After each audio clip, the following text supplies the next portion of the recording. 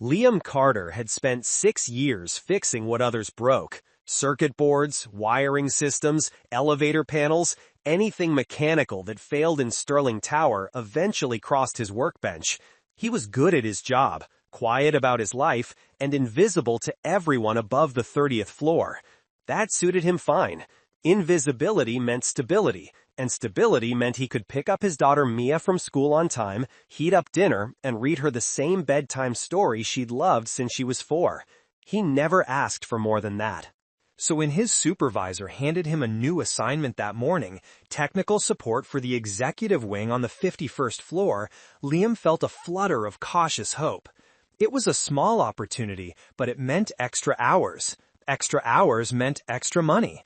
And extra money meant he could finally fix the leak in Mia's bedroom ceiling before winter came. He followed the work order to room 51A, assuming it was an equipment closet or server room. The hallway was empty, polished to a reflective shine that made his work boots feel out of place. He checked the number twice. Knocked once, no answer. He turned the handle. The door swung open, and Liam Carter's entire world tilted on its axis. Ariana Sterling stood in the center of the room, halfway between a formal dress and a white silk blouse. Her hair fell loose around her shoulders. Her feet were bare against the marble floor. She turned. Their eyes met. No scream, no fury, just a single, crystallized moment of absolute shock, so complete that even the air seemed to hold its breath. The next 3 seconds stretched into an eternity. Liam's hand was still on the door handle. His brain screamed at him to move, to apologize, to do something, but his body had disconnected from rational thought. He was frozen in the doorway, like a man who had accidentally stepped into another dimension and couldn't find his way back. Ariana's fingers moved instinctively, pulling the blouse closed across her chest. Her voice came out thin, barely above a whisper. "Don't come closer." It wasn't anger. It was something older, something that had lived inside her for years. Liam finally found his legs. He stumbled backward, words tumbling out in a rush. "I'm sorry. The work order. I thought this was... I didn't know." But before he could finish, the sharp wail of an alarm cut through the air. The VIP room's unauthorized entry protocol had triggered automatically, and within seconds, the heavy footsteps of security personnel thundered down the corridor. 2 guards appeared behind Liam, their faces hard with professional suspicion. One of them grabbed his arm and shoved him against the wall with practiced efficiency. "Don't move." "I didn't do anything," Liam managed, his cheek pressed against the cold surface. "I was assigned here. Check the system. Check my work order." "Save it," the second guard said. "Miss Sterling, do you want us to detain him? We can have him removed from the building permanently within the hour." Ariana had finished buttoning her blouse. Her composure was returning in layers, like armor being reassembled piece by piece. She opened her mouth to respond, then stopped. Her gaze had dropped to the carpet near her wardrobe cabinet. There was a scratch there, a fresh one. A thin line carved into the expensive fibers, running parallel to the cabinet's base. It hadn't been there yesterday. She was certain of it, and it couldn't have been made by a man who had stood frozen in the doorway for less than 5 seconds. Ariana looked at Liam again. Really looked. His face was pale with genuine terror. Not the calculated fear of someone caught in a scheme, but the raw panic of a man who had stumbled into a nightmare he didn't understand. "Miss Sterling," the guard prompted, "should we proceed with suspension?" The silence stretched. Ariana's eyes remained fixed on Liam's face, searching for something. Not guilt. She had seen plenty of guilty men in her years running this company. They had a particular quality, a slipperiness around the edges of their expressions. Liam Carter had none of that.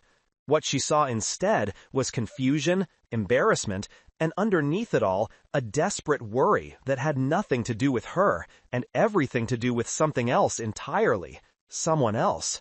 "No," she heard herself say. The word surprised even her. Take him to the main security office. I want to review the full access logs before any decisions are made. The guards exchanged glances but didn't argue. They released Liam's arm and escorted him down the hallway, his work boots squeaking against the polished floor. Ariana watched them go. Then she looked down at the scratch on her carpet again. Someone had been in this room before Liam arrived. 15 minutes later, Ariana stood in the security control center, her arms crossed over her chest as 3 technicians pulled up footage and system logs on multiple screens.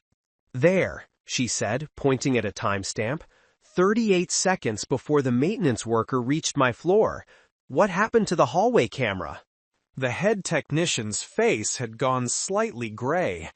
It appears there was a signal interruption, Miss Sterling. The feed cut out for just under a minute. A coincidence? We're looking into it. Pull up the door access records for 51A. More typing. More uncomfortable silence. Finally, the technician turned his screen toward her. The door was opened from the inside, he said quietly, not from an external keycard. Someone was already in the room and triggered the release mechanism before the maintenance worker arrived. Ariana felt the blood drain from her face. That's impossible. I was the only one. But she hadn't been. Not really. She had stepped out for 12 minutes to take a call in the adjacent conference room. The door should have locked automatically behind her. There's more, another technician said, his voice reluctant. We found an unauthorized login attempt in the access control system. Someone used a deactivated employee account to modify room permissions about an hour before the incident. Someone had deliberately created a vulnerability. They had wanted her room to be accessible at exactly the wrong moment. They had wanted her exposed. Literally or figuratively, she couldn't yet tell. But why and who? She thought of the scratch on her carpet, of the way Liam Carter had frozen in that doorway, his eyes wide with a shock that couldn't be faked. He wasn't the threat. He was a witness to something else entirely. Bring the maintenance worker back, Ariana said, her voice steady. He's not being suspended. From now on, he reports directly to me until I've completed my own investigation of this incident. Ariana returned to her office alone. The evening light had begun to fade, casting long shadows across her desk. She sat in her chair without turning on the lamp, letting the darkness settle around her like an old, familiar coat. The security footage was still playing on her private monitor, a loop of the 38 seconds before Liam Carter's arrival. Nothing but static. A perfect gap in the record, precisely when someone had needed it most. She rewound it again, watched the static hiss and flicker. Then she noticed something she had missed before. The timestamp jumped. Not a glitch, not a transmission error, a clean, surgical cut, exactly at the moment she would have begun changing out of her conference dress. Ariana's hand moved unconsciously to her shoulder, fingers pressing against the fabric of her blouse. Beneath it, hidden from view, was a bruise the color of thunderclouds. It had been there for 3 weeks, fading slowly from purple to green to yellow, a reminder of a night she had tried very hard to forget. The memory came anyway. A charity gala in Manhattan, too much champagne, a man she had thought she could trust, a fellow CEO, someone she had known for years, following her into a private changing room after the event. The way his hand had closed around her arm when she had tried to leave. The things he had said in a voice that was perfectly calm, perfectly reasonable, as if explaining why she owed him something she had never promised. She had gotten away that night, barely, but the bruise had stayed, and so had the fear that crept into her chest every time she was alone in a room with a closed door. 3 years ago, a different man in a different changing room had done worse. That one hadn't let her leave so easily. That one had left marks that didn't fade for months, and scars that would never fade at all. Ariana touched the bruise again, then forced her hand back to the keyboard. The footage gap wasn't random. Someone knew her schedule. Someone knew she changed clothes in that room every Tuesday and Thursday before her evening meetings. Someone had been watching her closely enough to know exactly when she would be vulnerable. And they had sent an unsuspecting maintenance worker to witness it. She pulled up Liam Carter's employee file. 6 years with the company. Perfect attendance record. Single father. That explained the flicker of desperate worry she had seen in his eyes. A daughter named Mia, age 7. No complaints, no incidents, no ambition beyond doing his job well and going home. He wasn't a threat. But whoever had set this up wanted her to believe he was. They wanted her rattled, defensive, distracted by an innocent man while the real danger stayed hidden. Ariana closed the file and stared at the frozen static on her screen. She wouldn't give them what they wanted. The next morning, Ariana's assistant delivered a message to the technical support department at 10 o'clock sharp. Liam spent the 90 minutes before his summons convinced he was about to be fired. He sat at his workbench, pretending to repair a circuit board, while his mind ran through every worst-case scenario. He had already called his mother to ask if she could pick up Mia from school, just in case he didn't have a job by 3 o'clock. When the elevator doors opened on the 51st floor, his palms were slick with sweat. The same polished hallway, the same too-quiet atmosphere.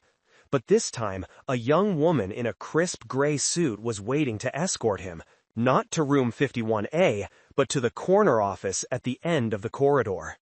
The door was already open. Ariana Sterling sat behind a desk that probably cost more than Liam's annual salary. She was dressed in black today, her hair pulled back in a severe knot.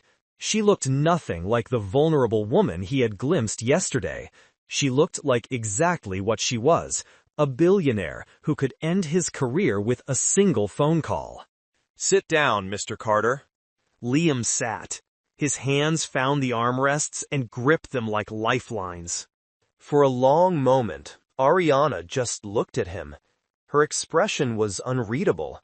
Not angry, not cold, just intensely focused, as if she was trying to see through his skin to whatever truth lay beneath. "I'm going to ask you some questions," she said finally. "I need you to answer them honestly. Can you do that?" Liam nodded. "Yes, ma'am." "Don't call me ma'am. It makes me feel like my grandmother."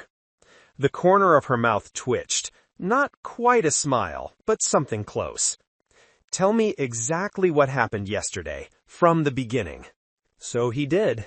The work order, the assumption about the equipment room, the door that opened too easily, the moment he realized his mistake, and the paralyzing horror that followed.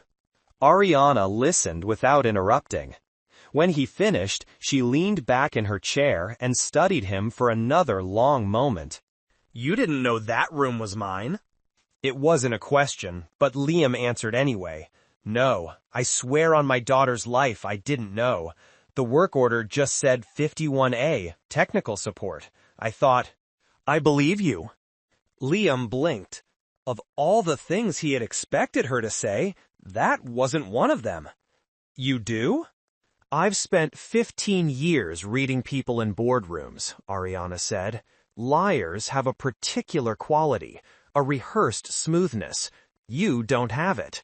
She paused. "Also, the door was opened from the inside before you got there. Someone wanted you to walk in at that exact moment." Hit Liam like a physical blow. "Someone set me up?" "Someone set us both up. I don't know why yet, and I don't know who, but I intend to find out." Ariana's eyes never left his face. "In the meantime, I need someone I can trust on this floor. Someone who isn't part of whatever game is being played. Do you understand what I'm saying? You want me to stay? After what happened?" "What happened wasn't your fault, Mr. Carter. And frankly, your reaction told me more about your character than 100 background checks ever could. Ariana stood and walked to the window, looking out at the city below. A different kind of man would have tried to use what he saw, would have made excuses or offers or threats.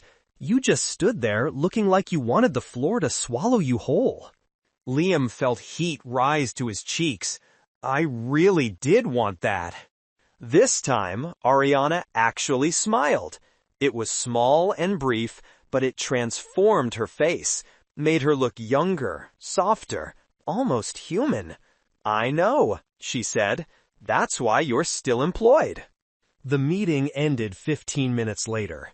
Liam walked back to the elevator in a daze, his mind spinning with everything she had told him. Someone had sabotaged the security system. Someone had used him as a pawn. Someone was watching Ariana Sterling closely enough to know her private schedule. He was so lost in thought that he almost didn't notice the small figure sitting on a bench near the elevator bank. Mia looked up at him with her mother's green eyes, the eyes that still made his chest ache 3 years after Sarah's death. "Daddy, Grandma brought me to see the big building." Liam's mother appeared around the corner, looking apologetic. She insisted, "I'm sorry, honey. I know you said..."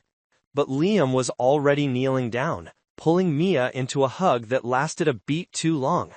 "It's okay, Mom. It's fine." Over his daughter's shoulder, he saw Ariana Sterling standing in the doorway of her office. She hadn't retreated back inside. She was watching them, watching Mia, with an expression he couldn't quite read. Something in her eyes had softened. Something that had been locked away behind steel walls was peeking through the cracks. Then she turned and disappeared back into her office, and the moment was gone. 2 days later, Ariana asked Liam to come back to her office. Not for an interrogation this time, for something else entirely. She was standing by the window when he arrived, her back to the door. She didn't turn around when she spoke. "I owe you an explanation." Liam stayed near the entrance, uncertain. "Miss Sterling, you don't owe me anything." "Yes, I do." She turned then, and he saw something in her face he hadn't expected. Vulnerability. It looked foreign on her features, like a language she had forgotten how to speak. "When you opened that door, my reaction, it wasn't about you. I need you to understand that." Liam said nothing. He had a feeling she needed to say this more than he needed to hear it. 3 years ago, Ariana continued, her voice careful and controlled, I was at an industry conference. There was a shared changing room for speakers. I was getting ready for my keynote when a man, someone I had worked with, someone I had trusted, decided he was entitled to something I never offered. She paused, and Liam watched her hands curl into fists at her sides. He didn't succeed. Not completely. But he succeeded enough. Her jaw tightened. Ever since then, I've had what the therapists call hypervigilance. Closed doors, unexpected sounds, someone appearing where I don't expect them, my body reacts before my brain catches up. Fight or flight, except I usually freeze. "Like you did when I walked in," Liam said quietly. "Exactly like that." Ariana met his eyes. "So when I stood there unable to move, unable to speak, it wasn't because I thought you were a threat. It was because my nervous system didn't give me a choice, and I'm sorry if my reaction made you feel like you had done something monstrous." Liam shook his head. "I walked into a room where I didn't belong. Your reaction was completely..." "It wasn't about you," she repeated. "That's what I need you to understand. You just happened to be there when 3 years of buried trauma decided to resurface." She moved to her desk to retrieve some files, and as she bent forward, her blouse shifted. For just a moment, Liam caught a glimpse of her collarbone and the edge of a bruise that definitely wasn't 3 years old. Ariana noticed his gaze and straightened quickly, her hand moving to adjust her collar. Neither of them acknowledged what he had seen. But something shifted in the air between them, an unspoken recognition that her past wasn't as past as she wanted it to be. "Thank you for telling me," Liam said finally. "And for the record, if I ever find out who did that to you, they'll wish I hadn't." It was an absurd thing to say. He was a maintenance worker threatening violence against someone who had hurt a billionaire. But Ariana's eyes widened slightly, and for just a moment, she looked at him like he had said exactly the right thing. "Careful, Mr. Carter," she said, a hint of warmth creeping into her voice. "Statements like that might make me think you actually care." "I do," Liam said simply. "I'm not sure why yet, but I do." Ariana had no response to that. She just stood there, files forgotten in her hands, looking at him like he was a puzzle she couldn't quite solve. A week later, Ariana made the arrangement official. She called Liam into her office and offered him a temporary transfer. Instead of general building maintenance, he would serve as dedicated technical support for the VIP floor. Same pay, better hours, and a chance to monitor the security systems that someone had clearly compromised. "I need someone watching the infrastructure," she explained. "Someone who isn't connected to whoever orchestrated that incident. You're the only person in this building I'm certain wasn't involved." Liam considered the offer. He needed the job. That hadn't changed. And there was something else now, something harder to name. A sense that Ariana Sterling was more alone than anyone in her position had a right to be, and that maybe, in some small way, he could help. "I'll do it," he said, "but I have a condition." Ariana raised an eyebrow. "You're negotiating with me? That takes nerve." "My daughter," Liam said, "Mia. Sometimes my mom can't pick her up from school, and I don't have anyone else. If this job means longer hours, I need flexibility. I need to be able to leave if she needs me." He expected resistance. Rich people, in his experience, didn't understand that some things mattered more than work. But Ariana just nodded. "Done. Bring her here if you have to. I'll make sure security knows she's welcome." It wasn't what Liam had expected. Nothing about Ariana Sterling was what he had expected. The first few weeks were awkward. Their interactions were stiff, professional, carefully bounded by the invisible lines between employer and employee. Ariana called him Mr. Carter. Liam called her Miss Sterling. They discussed security logs and access codes and never mentioned that night in her office when she had told him about the conference, about the man, about the 3 years of nightmares that followed. But gradually, almost imperceptibly, the walls began to soften. It started with small things. Ariana asking about his day. Liam offering to fix a flickering light in her office without being asked. A shared moment of eye contact that lasted half a second longer than necessary. And then there was Mia. The first time Liam had to bring her to work, he apologized profusely. His mother had a doctor's appointment, the babysitter had canceled, and he had no choice. He expected Ariana to be annoyed, or at least coldly tolerant. Instead, she knelt down to Mia's eye level and said, "I hear you like to draw. Is that true?" Mia nodded shyly, clutching her sketchbook. "There's a conference room down the hall with a whiteboard that covers an entire wall," Ariana said. "Would you like to draw on it while your dad works?" Mia's eyes went wide. "A whole wall?"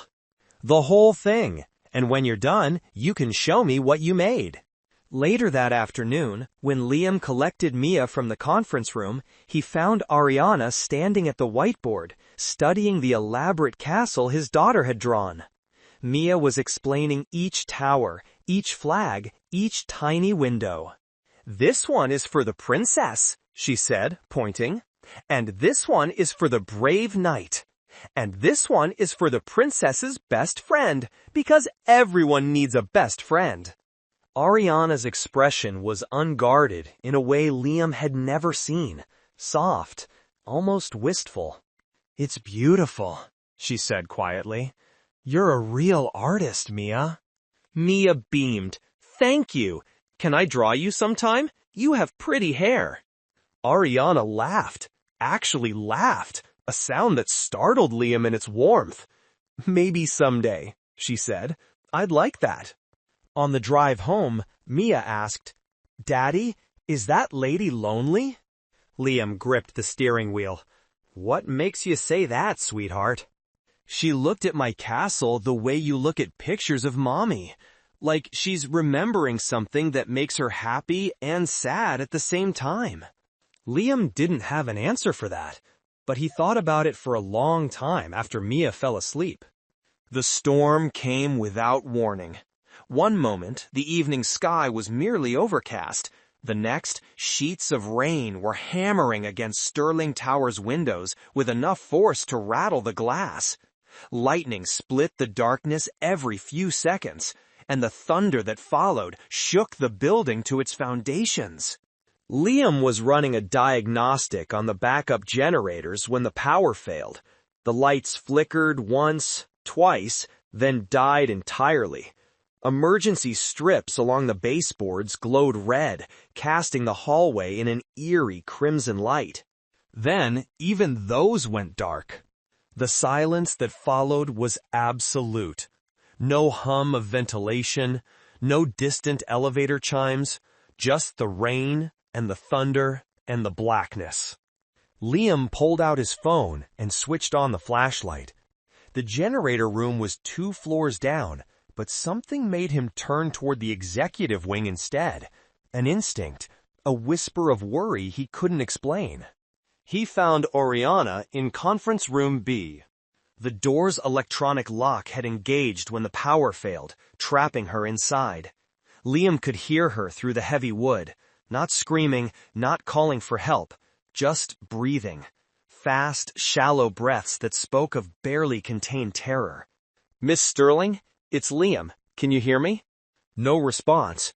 Just that rapid breathing. I'm going to get you out. Give me 1 minute. He found the manual override panel beside the doorframe and pried it open. Emergency release. He pulled the lever, heard the lock disengage, and pushed the door open. The flashlight beam found her in the corner. Ariana Sterling, billionaire, CEO, woman who commanded boardrooms with a glance, was pressed against the wall with her knees drawn to her chest, her eyes squeezed shut, her whole body trembling. Liam understood immediately. The darkness, the trapped space, the loss of control. Every trigger her trauma had installed was firing at once. He approached slowly, the way you would approach a wounded animal. Ariana, it's me. You're safe. No one's gonna hurt you. Her eyes opened, but they weren't seeing him. They were seeing something else entirely. Some other room, some other darkness, some other man who hadn't meant her well. I can't. Her voice was a thread. I can't. Liam knelt in front of her. Slowly, giving her time to pull away, he placed his hands on her shoulders. The contact seemed to anchor her, draw her back from wherever her mind had gone. Look at me, he said quietly. Just look at me. You're in Sterling Tower, you're on the 51st floor. The power's out, but that's all. Just a blackout, nothing else. Ariana's eyes focused on his face. Her breathing began to slow. That's it. Just breathe. In and out. I've got you. They stayed like that for what felt like hours, but was probably only minutes. The rain continued to pound against the windows. Thunder rolled across the sky. But inside that dark room, there was only the circle of flashlight glow and 2 people learning to trust each other in the spaces between heartbeats. When Ariana finally spoke, her voice was steadier. I'm sorry, I haven't had an episode like that in months. I thought I was past this. You don't have to apologize. Liam's hands were still on her shoulders. He hadn't noticed until now that he was still holding her. He also hadn't noticed that she hadn't asked him to let go. Trauma doesn't follow a schedule. It shows up when it wants. I'm not afraid of you, she said finally. I just realized that. You're the first man in years I've been alone with in the dark, and I'm not afraid." The next day, Ariana did something she had never done before. She left the executive floor, took the elevator down to the technical support department, and walked through a maze of workbenches until she found Liam Carter replacing a fuse box. He looked up, startled. "Miss Sterling, is something wrong with the security system?" "Ariana," she said, "after last night, I think we're past formalities." Liam set down his tools. Around them, other workers had stopped what they were doing to stare. A visit from the CEO to the basement was roughly equivalent to a visit from royalty. "I came to apologize," Ariana said, "and to thank you." "For what? Pulling a lever and holding a flashlight?" "For not treating me like I was broken." She took a step closer, lowering her voice. "Everyone who knows about my issue, they look at me differently after, like I'm fragile, like they need to be careful around me. You didn't do that. You just helped. No judgment, no pity, just help." Liam shrugged. Seemed like the obvious response. "It wasn't, trust me." Ariana hesitated, then added, "I wasn't afraid of you. When you opened that door the first day, and last night in the conference room, I keep thinking about that. I wasn't afraid of you." Before Liam could respond, a small voice interrupted them. "Daddy, look! I drew the castle again, but this time it has a dragon!" Mia came running around the corner, her grandmother trailing behind with an apologetic expression. The little girl skidded to a stop when she saw Ariana, her face breaking into a delighted grin. "The pretty hair lady." "Mia," Liam started, "we talked about not running in." But Mia had already stumbled over a cable lying across the floor. She went down hard, her sketchbook flying from her hands. Ariana moved without thinking. She caught the girl before she hit the ground, sweeping her up in one smooth motion and settling her against her hip like it was the most natural thing in the world. "Careful, little artist," she said softly. "Castles take time, and so do the people who build them." Mia's lip was trembling, more from shock than pain, but she didn't cry. Instead, she wrapped her arms around Ariana's neck and held on tight.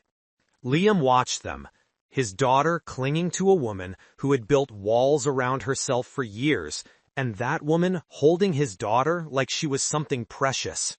The distance between them, already shortened, collapsed entirely in that moment.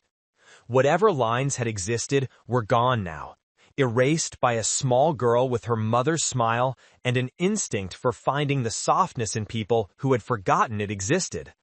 Ariana looked at Liam over Mia's head. Something passed between them that neither could name, but they both felt it. A shift, a beginning, a door opening where none had existed before. The photograph arrived at the board meeting 3 weeks later. Someone had slipped it into the presentation folder that was distributed to every member before the session began. The image was grainy, clearly taken with a phone camera in low light, but there was no mistaking what it showed. Liam Carter with his arms around Ariana Sterling, their bodies close in the darkness, her face pressed against his shoulder. It was from the blackout night. Someone had been watching. Someone had been waiting. The board's vice chairman, a silver-haired man named Harrison Wells, held up the photograph with an expression of theatrical concern. "I think we need to discuss this before we proceed with the quarterly report." Ariana felt the blood drain from her face. Around the table, board members were picking up their own copies of the image, studying it with expressions ranging from shock to barely concealed satisfaction. "This appears to show our CEO in a compromising position with a maintenance worker," Wells continued. "I'm sure there's an explanation, but given recent concerns about company image..."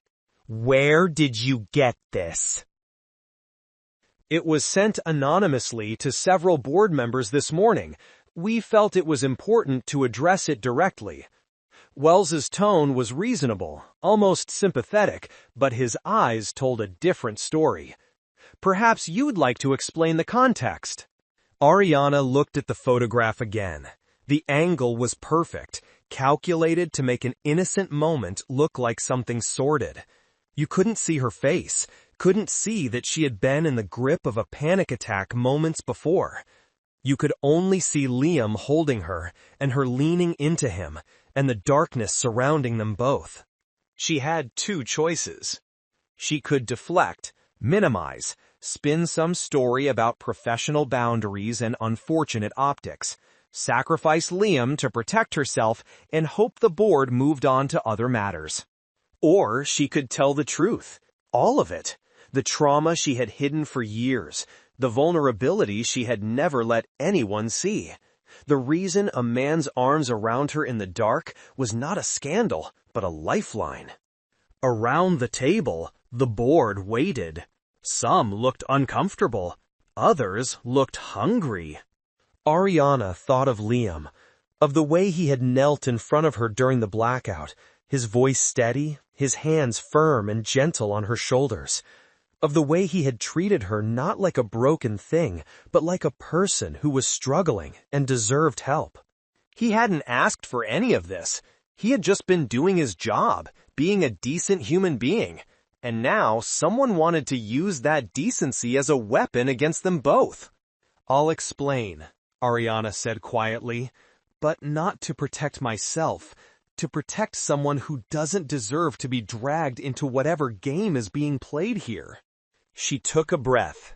Then she began to tell them about the conference 3 years ago, about the man she had trusted, about what he had done and what it had cost her. She told them about the hypervigilance, the therapy, the years of rebuilding herself piece by piece. She told them about the blackout, about being trapped in the dark with all her old fears closing in, about the maintenance worker who had found her and talked her back from the edge. She didn't cry. She didn't break. She just told the truth, in a voice as steady as steel. When she finished, the room was silent. Several board members had the decency to look ashamed. "The man in this photograph saved me from a panic attack," Ariana concluded. "He did nothing inappropriate. He showed compassion to someone in crisis. And if this board decides to punish him for that, you'll have my resignation within the hour." No one spoke. Harrison Wells had gone slightly pale. "Furthermore," Ariana continued, her voice hardening, "I want to know who took this photograph and who distributed it, because whoever did so has been monitoring my movements without authorization, and that's a security breach I intend to prosecute to the fullest extent of the law." She stood. As she did, her sleeve caught on the edge of the table, pulling her blouse slightly aside. For just a moment, the edge of a bruise was visible against her collarbone, faded but still present, a shadow of old wounds that hadn't fully healed. The board members saw it. Their faces changed. "This meeting is adjourned," Ariana said, "and when we reconvene, I expect a formal apology to be issued to Mr. Carter for the damage this photograph has caused to his reputation. Additionally, I'm recommending him for promotion to head of security technology for the executive wing. Any objections?" "Good." She walked out without looking back. Later that evening, Liam found her standing at her office window, watching the city lights. "I heard what happened in there. The whole building's talking about it." "I imagine they are." "You didn't have to do that, defend me like that. Tell them about—" He stopped. "You shouldn't have had to tell them any of it." "Yes, I did, because they were going to crucify you for being kind to me, and I refused to let that happen." "The promotion too? Head of security technology? You deserve it. You've been doing the job anyway. Now you'll get paid for it." Liam shook his head slowly. "I don't know what to say." "Then don't say anything," Ariana's voice softened. "Just tell me I didn't make a mistake. Tell me trusting you wasn't It wasn't. Liam crossed the room in 3 steps. He stopped just short of touching her, close enough that she could see the flecks of gold in his brown eyes. It wasn't a mistake. You trusted the right person. For a long moment, they just stood there. The city glowed beyond the window. The silence between them was full of all the things they hadn't said. "I should go," Liam said finally. "Mia's waiting." He was almost to the door when he turned back. "That night, the blackout, you said you weren't afraid of me." He met her eyes. "I wasn't afraid either. Of being that close to you. Of wanting to protect you. I just thought you should know." He left before she could respond, but Ariana stood there for a long time after, his words echoing in the empty office. 3 months later, Ariana found herself standing in a hallway she had avoided since the day everything started. Room 51A. The door was closed. The corridor was empty. She hadn't planned to come here, but somehow her feet had carried her to this spot, to this door, to this memory. The door opened behind her. Liam stepped out of the adjacent maintenance room, a tablet in his hands. He stopped when he saw her. "Ariana? Is everything okay?" "I was just thinking," she said, "about that first day, when you opened this door and everything changed." Liam moved to stand beside her, close but not touching, respecting the boundaries she had maintained even as they had grown increasingly blurred. "What were you thinking?" "About what shocked me." She turned to face him. "It wasn't that you saw me undressed. That was startling, but that's not what made me freeze." "Then what was it?" "Your eyes." Ariana's voice was barely above a whisper. "The way you looked at me. There was no judgment, no hunger, no calculation about how you could use what you had seen. Just pure shock, and then immediate concern. Not for yourself, for me." She took a breath. "In that moment, I realized something. You saw me vulnerable, exposed, completely defenseless, and your only instinct was to make sure I was okay. Not to take advantage, not to demand something, just to help." Liam was quiet for a moment. Then he said, "I saw a woman who was carrying more weight than anyone should have to carry alone. Someone who had been hurt and was still fighting. Someone I wanted to protect. Even though I barely knew you. Even though you could have had me fired with a single word." Ariana felt tears prickling at her eyes. She blinked them back. "No one's ever looked at me like that," she said. "Like I was both broken and whole at the same time. Like the broken parts didn't make me less, they just made me who I am. Because that's who you are. The scars don't define you. They're just part of the story. And the story isn't over yet." Footsteps echoed down the hallway. Mia appeared around the corner, her sketchbook under her arm. "Daddy, Grandma said I could stay for dinner if you say yes. Can I, please?" "That's up to Miss Sterling, sweetheart. It's her building." Mia turned to Ariana with pleading eyes. "Can I stay? Please. I want to show you the new castle I drew. It has a unicorn now, and a secret garden." Ariana looked at this little girl, with her father's eyes and her mother's smile, and a heart big enough to love a stranger who was still learning to let people in. "Better than that," she heard herself say. "Why don't you and your dad come have dinner with me? I know a place with very good pasta." Mia's face lit up. "Can Daddy come too?" "That's the idea." Ariana looked at Liam. "If that's okay with you." Liam's smile started slow and ended with his whole face. "Yeah," he said. "Yeah, that's okay with me." Mia grabbed Ariana's hand without hesitation, already chattering about unicorns and secret gardens and whether the restaurant had chocolate cake. And Ariana let herself be led, her fingers intertwined with a child's, her heart cracked open in ways she hadn't known were possible. Liam walked beside them, close enough that his shoulder brushed hers. "This is where it started," he said quietly, glancing back at the door they had left behind. "That room. That mistake." "It wasn't a mistake," Ariana replied. "It was a door opening. I just didn't know it yet." They walked toward the elevator together, a single father who fixed broken things, a billionaire who was learning to be fixed, and a little girl who saw the good in everyone. Behind them, the door to room 51A remained closed. But somewhere in the building, a chapter was ending and another was beginning. And for the first time in 3 years, Ariana Sterling wasn't afraid of what came next.